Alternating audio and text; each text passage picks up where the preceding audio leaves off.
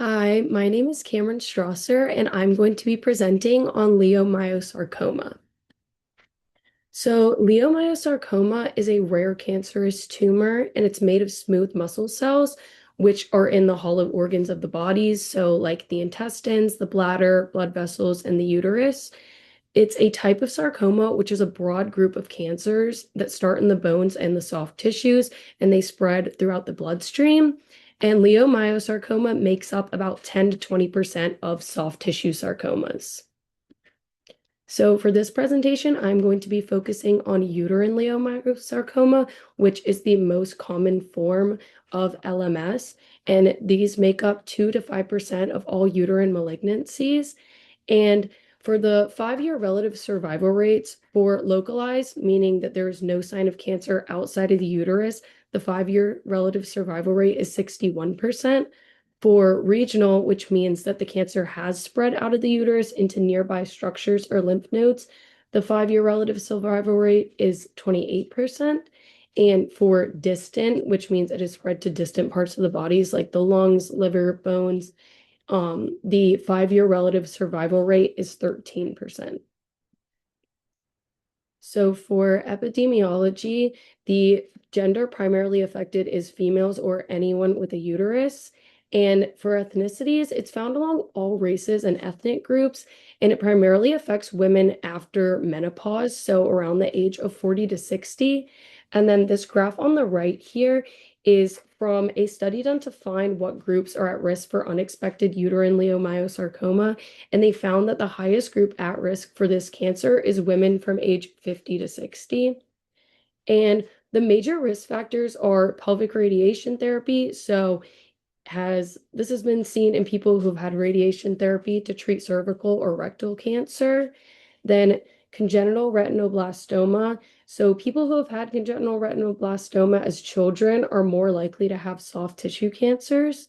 Then also a family history of kidney cancer. So there's a rare family cancer syndrome called hereditary leiomyomatosis and renal cell cancer, and it has been linked to an increase of uterine sarcomas. And then lastly, tamoxifen.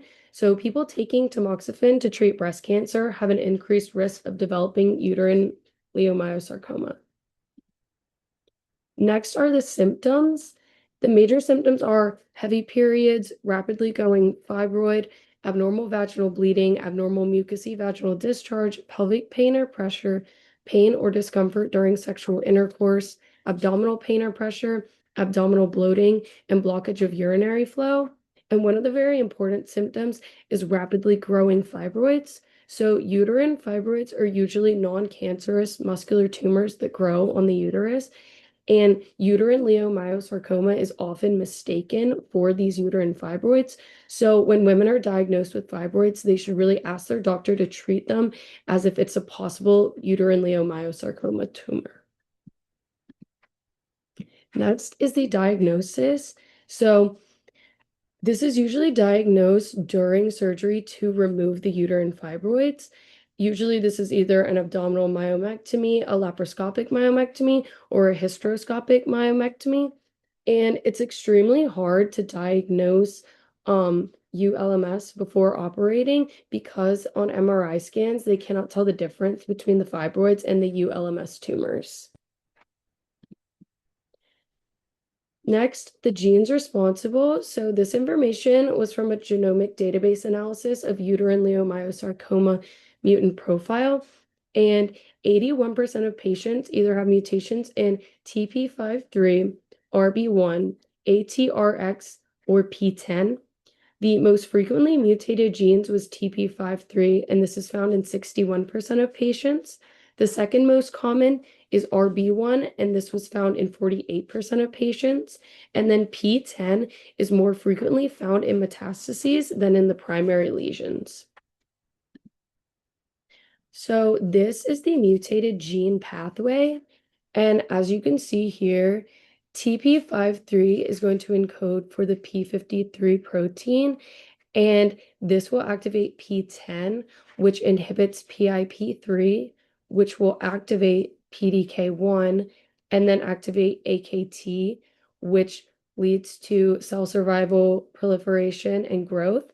And then also PDK1 will activate MEK1/2, which will activate ERK, which again leads to cell survival, proliferation, and growth. And then lastly, AKT will also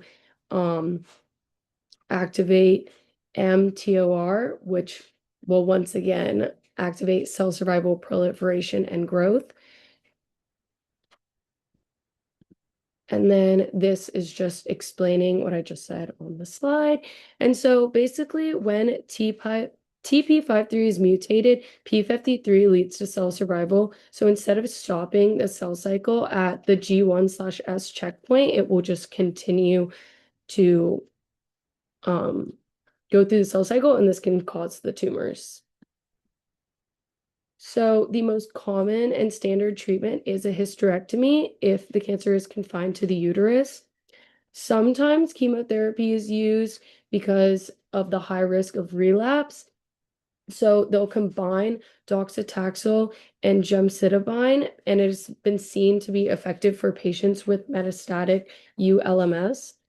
And then radiation therapy, some studies have said that it can reduce local recurrences, but there's no significant impact on survival, so it's not typically recommended. Other forms of treatment include targeted therapy. So tyrosine kinase inhibitors are one, and pazopanib shows a promising signal in patients with ULMS, and it inhibits it's like three different growth factor receptors. So it inhibits the vascular endothelial growth factor receptor, the platelet-driven growth factor receptor, and the fibroblast growth factor receptor. And then for immunotherapy, it's still being evaluated, but nivolumab has been tested as a way to cause an immune checkpoint blockade, and pembrolizumab, there are some studies that show no response, but then other studies show that it may cause favorable changes in the tumor and the immune microenvironment, so they still need more trials to determine the effectiveness. And these are my sources, and that is all. Thank you.